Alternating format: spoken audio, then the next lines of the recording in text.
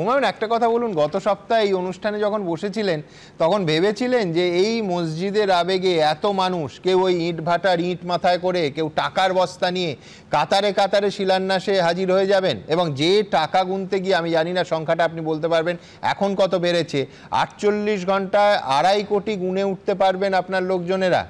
এখনো পর্যন্ত কত গুনতে পারলেন? আপনার প্রশ্নের উত্তরে আমি জানাই যে আমি এতটা প্রত্যাশা করিনি। আমি যখন 2024 সালের 12ই ডিসেম্বর কলকাতায় এই বাবরি মসজিদের ভিত্তি স্থাপন করব, 6ই ডিসেম্বর 2025, তখন আমার এটুকুই ইচ্ছা ছিল। মানে নিজে কি ইতিহাসে নাম তুলতে এই উদ্যোগটা নিলেন?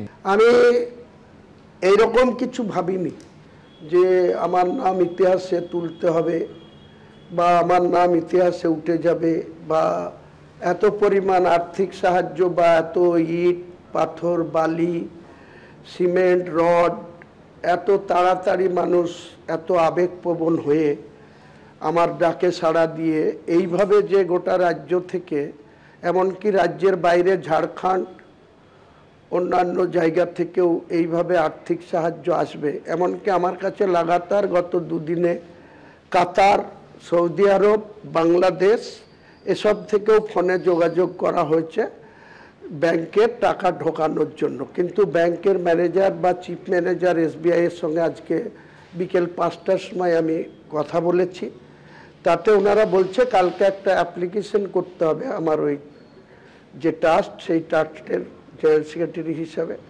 আমাকে, যেখানে আদার কান্ট্রি থেকে এই ব্যাংকে টাকা আসতে পারে, ওদের কি একটা সিস্টেম আছে সেটাকে অ্যাক্টিভেট করে দেওয়ার জন্য। পূর্ব কলকাতায় জলাভূমি বুঝিয়ে অবৈধ নির্মাণ নিয়ে এবার কলকাতা হাইকোর্টের কড়া নির্দেশ। বিস্তারিত জানবো, আমাদের প্রতিনিধি সৌভিক মজুমদার রয়েছেন আমাদের সঙ্গে। সৌভিক, দেখো, প্রথমত বলা হয়েছে যে পূর্ব কলকাতা ওয়েটল্যান্ডস ম্যানেজমেন্ট অথরিটি, এই সংস্থাকে বলা হয়েছে যে যেখানে এই পূর্ব কলকাতার জলাভূমি অঞ্চলে যেখানে যেখানে অবৈধ নির্মাণ আছে, সেই অবৈধ নির্মাণ একেবারে দাগ নম্বর দিয়ে তালিকা প্রকাশ করতে হবে, এবং যে ওয়েবসাইট রয়েছে সেই ওয়েবসাইটে এই তালিকা অবিলম্বে প্রকাশ করতে হবে, এই মর্মেই কলকাতা হাইকোর্টের তরফ থেকে নির্দেশ দেওয়া হয়েছে। এর পাশাপাশি বলা হয়েছে যে এই যে পূর্ব কলকাতার যে জলাভূমি অঞ্চল, সেখানে যে অবৈধ নির্মাণগুলো হয়েছে তার কোনো রকম রেজিস্ট্রেশন যেন না হয়, তার জন্য সংশ্লিষ্ট কর্তৃপক্ষকে নির্দেশ দেওয়া হয়েছে। 2 এবং 3 নম্বর যে গুরুত্বপূর্ণ নির্দেশ দেওয়া হয়েছে, যে এখানে বলা হয়েছে যে CSC এবং বিদ্যুৎ পর্ষদ, এই 2 সংস্থাকে বলা হয়েছে যে কোনো রকম অবৈধ নির্মাণ হলে বা যদি কোনো অবৈধ নির্মাণ হয়ে থাকে, তারা যদি বিদ্যুতের সংযোগ চেয়ে আবেদন করে থাকেন, তাহলে যেন সেই নির্মাণে কোনো রকম বিদ্যুৎ সংযোগ না দেওয়া হয়। এই মর্মে গতকালই কলকাতা হাইকোর্টের তরফ থেকে মাননীয় বিচারপতি অমৃতা সিনহা তিনি নির্দেশ দিয়েছেন। তুমি জানো যে ইতিমধ্যে সরকারের তরফ থেকে এবং যে কলকাতা হাইকোর্টের কাছে যে রিপোর্ট পেশ করা হয়েছে, সেই রিপোর্টে কিন্তু স্পষ্টত লেখা হয়েছে যে কোথায় কোথায় এই ধরনের অবৈধ নির্মাণ হয়েছে। ফলে সেই রিপোর্ট দেখার পরে মাননীয় বিচারপতি অমৃতা সিনহার পর্যবেক্ষণ হচ্ছে যে এই পূর্ব কলকাতার জলাভূমি অঞ্চলে ব্যাপক হারে এই অবৈধ নির্মাণ হয়েছে, এবং সেই নির্মাণের সংখ্যাটা এতটাই যে সেটা সামলাতে কার্যত হিমশিম খেতে হচ্ছে পুরো কর্তৃপক্ষকে।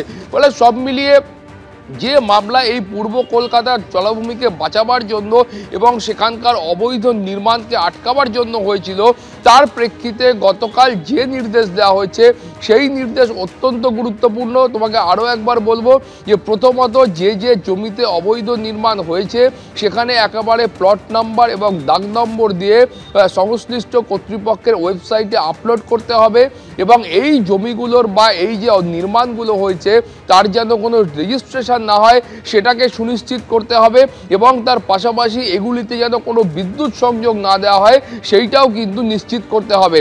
এবং একই সঙ্গে বলা হয়েছে যে এখানে যে অবৈধ নির্মাণগুলো হয়েছে সেগুলোকে ভেঙে ফেলার বিষয়ে অবিলম্বে কিন্তু গুরুত্বপূর্ণ পদক্ষেপ নিতে হবে এবং যা প্রয়োজনীয় পদক্ষেপ আছে সংশ্লিষ্ট কর্তৃপক্ষকে সেই সমস্ত পদক্ষেপ গ্রহণ করতে হবে। আগামী 23 ফেব্রুয়ারি শুনানির পরবর্তী দিন ধার্য করা হয়েছে, সেই সময় কিন্তু বলতে হবে যে কোন কোন জায়গায় এগুলোকে চিহ্নিত করা সম্ভব হয়েছে এবং ভাঙার বিষয়ে বা যে অবৈধ নির্মাণ বেআইনি নির্মাণগুলো রয়েছে সেগুলো ভাঙার বিষয়ে এখনো পর্যন্ত কি কি পদক্ষেপ করা গেছে সেটা কিন্তু পরবর্তী দিন কলকাতা হাইকোর্টকে বলতে হবে। কুসুমিতা। সৌভিক, ধন্যবাদ। চলে আসছি পরের খবরে। মুর্শিদাবাদে হুমায়ুন কবিরের প্রস্তাবিত মসজিদের জন্য অনুদানের পাহাড়। সোমবার রাত পর্যন্ত গোনা অনুদানের অঙ্ক ছাড়িয়ে গেল 3 কোটি। অনুদানের মধ্যে নগদ টাকা গোনা হয়েছে 65,67,000। ব্যাংক অ্যাকাউন্টে জমা পড়েছে 2,35,00,000-এরও বেশি টাকা। জমা পড়া টাকা দুদিন ধরে গোনা হয়, আনা হয় টাকা গোনার মেশিনও। মসজিদের অনুদানের মধ্যে অনেকে সোনার গয়নাও দান করেছেন। মুর্শিদাবাদে হুমায়ুন কবিরের প্রস্তাবিত মসজিদের জন্য অনুদানের পাহাড়। সোমবার রাত পর্যন্ত গোনা অনুদানের অঙ্ক ছাড়িয়ে গিয়েছে 3 কোটি। অনুদানের মধ্যে নগদ টাকা গোনা হয়েছে 65,67,000। ব্যাংক অ্যাকাউন্টে জমা পড়েছে 2,35,00,000-এরও বেশি। জমা পড়া টাকা দুদিন ধরে গোনা হয়, আনা হয়েছে টাকা গোনার মেশিনও। মসজিদের অনুদানের মধ্যে অনেকেই সোনার গয়নাও দান করেছেন।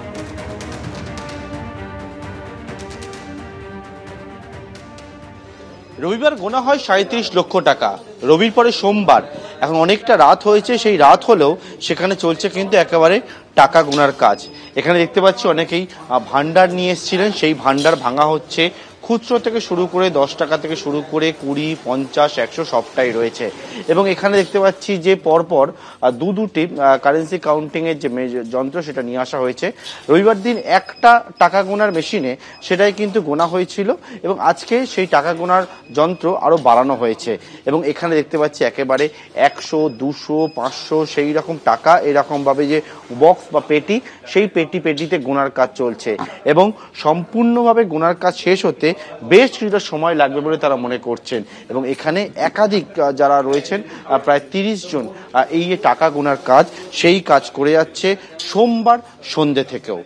ক্যামেরায় সুবীর রায়ের সঙ্গে পার্থপ্রতিম ঘোষ, এবিপি আনন্দ, মুর্শিদাবাদ। এবিপি আনন্দ, এগিয়ে থাকে, এগিয়ে রাখে।